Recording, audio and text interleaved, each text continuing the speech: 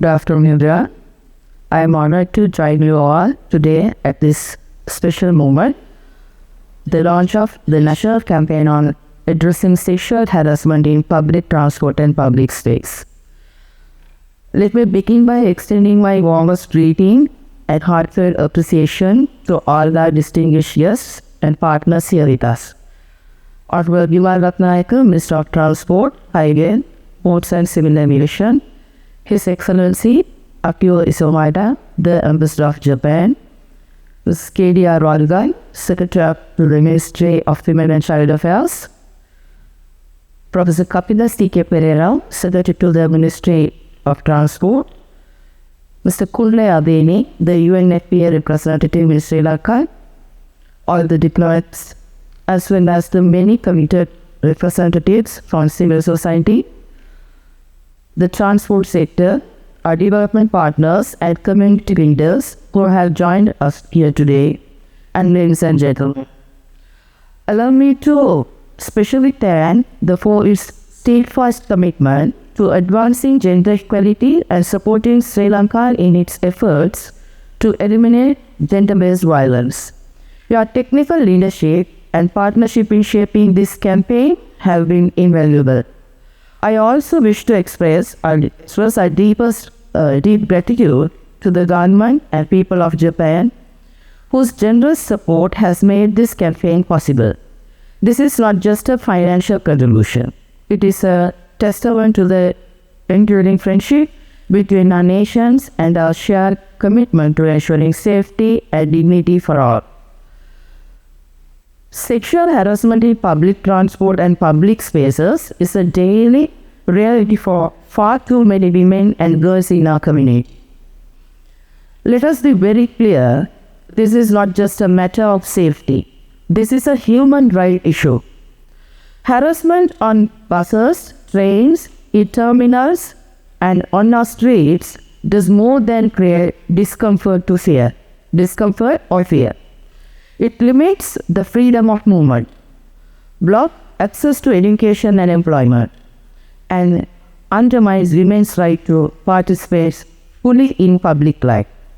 Studies show that women and girls make up over 90% of those harassed in public transport in Sri Lanka. This is unacceptable. When a young girl fears unsafe going to school, when a mother fears taking the bus to work, when a woman avoids the train at night, we are not just witnessing isolated incidents. We are witnessing the erosion of their fundamental rights. And as a government and as a society, we must say, enough is enough.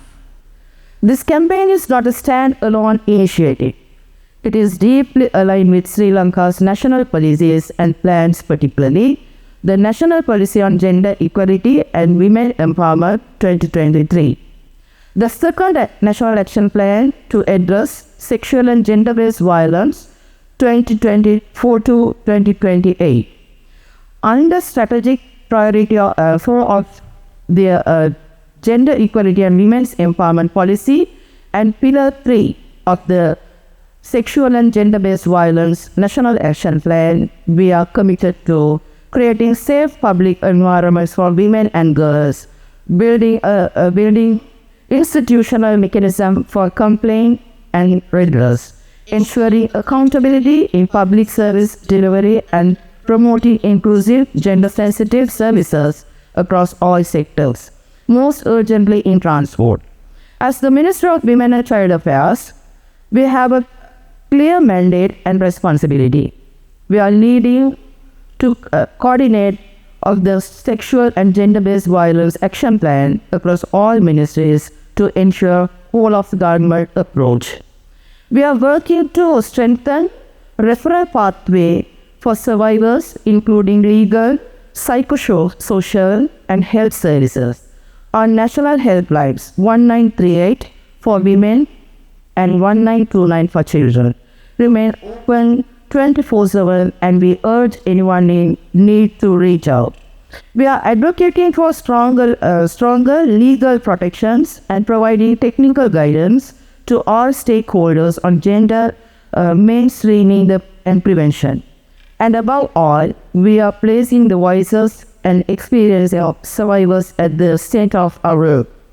I also want to commend the Ministry of Transport and its leadership for the proactive steps you are considering, including implementing CCTV and GPS monitoring system on public transport, displaying complaint hotline and access to access reporting mechanism, initiating training programs for drivers and conductors on gender sensitivity and appropriate conduct, and exploring the inclusion of more women in transport rooms as drivers, conductors, station managers, and guards. These are not just policies, they are a sign of a system beginning to change to become more responsive, more accountable, and more inclusive. This is what a cross-sector collaboration looks like in action, and it is exactly the kind of transformation envisioned in our national plans. However, we must also confront a painful truth. Many survivors still suffer in silence. They remain unheard out of fear, shame, or a lack of trust in the system. That silence must end, and it is our duty to end it. We are committed to building safe, confidential, and survivor-friendly mechanisms to report harassments, both within the transport system and the broader community. We urge women and girls, speak out, report, you will be heard, you will be protected. And to the men who witness harassment, do not stay silent, speak up, be an ally. Let me say this clearly, sexual harassment is not part of our culture. It is a violation of basic rights. To truly end it, we need more than policy. We need cultural and social transformation. The transformation must start at home, in our families, in our schools, in our workplaces, in our media, and yes, in our everyday conversation. We must engage men and boys, not only as bystanders, but as active change makers. A respectful, equal society benefits us all. As I close, let me say this. Today is more than a campaign launch. It is a call to action. It is a milestone in a long journey toward gender equality and public safety.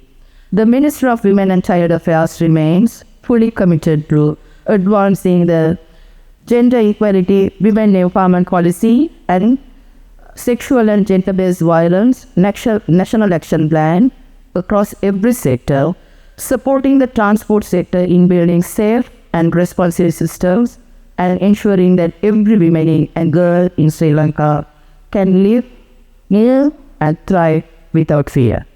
Let us walk forward together with courage, compassion, and determination to create a Sri Lanka where public spaces are safe, inclusive, and empowering for all.